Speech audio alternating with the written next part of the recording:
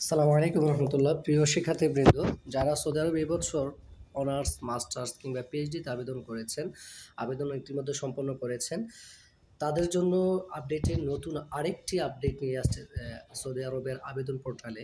তো সেইটা যদি আপডেটটি না করেন, আপনি আবেদন করে থাকলেও আপনার আবেদনটি বাতিল বলে বিবেচিত হবে।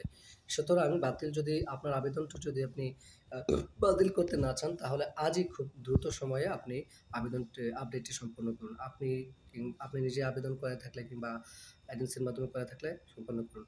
আপনি পোর্টালে ঢুকে আপনার যেই প্রোফাইল আছে, আপনি পোর্টালে ঢুকে আপনার প্রোফাইলে ক্লিক করবেন।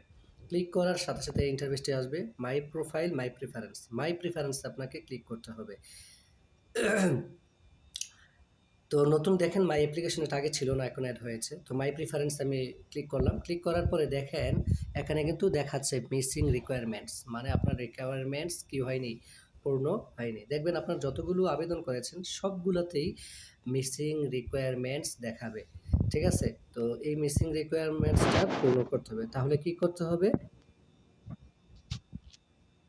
তো এই যে দেখেন সবগুলো কিন্তু মিসিং রিকোয়ারমেন্টস। ঠিক আছে? তো আমার এখন মিসিং রিকোয়ারমেন্টস এই লেখাটার মধ্যে ক্লিক করতে হবে। ঠিক আছে? এই যে আমি লেখাটা ক্লিক করছি। ক্লিক করার সাথে সাথে ইন্টারফেসটা আসবে। তো দেখেন এখানে লেখা আছে ব্যাচেলর্স ডিগ্রির আ মিসিং। তো এখানে মানে আমি মাস্টার্সের আবেদন করেছি, ব্যাচেলর্স ডিগ্রিটা আপডেট করা হয়নি। আর যদি আপনি ব্যাচেলরের আবেদন করেন, এখানে দেখাবে আ হাই স্কুল ডিপ্লোমা মিসিং। ঠিক আছে? তো আপনি এখানে অ্যাড অ্যাটাচমেন্টে ক্লিক করবেন। অ্যাড অ্যাটাচমেন্টে ক্লিক করে আপনার এখানে আপনার পয়েন্টটা দিবেন এবং আউট অফ কত। যেমন এইচএসসিতে আউট অফ 5 আর ব্যাচেলর আউট অফ 4 এটা দিয়ে দিবেন। দেওয়ার পর লাস্টে অ্যাডে ক্লিক করবেন।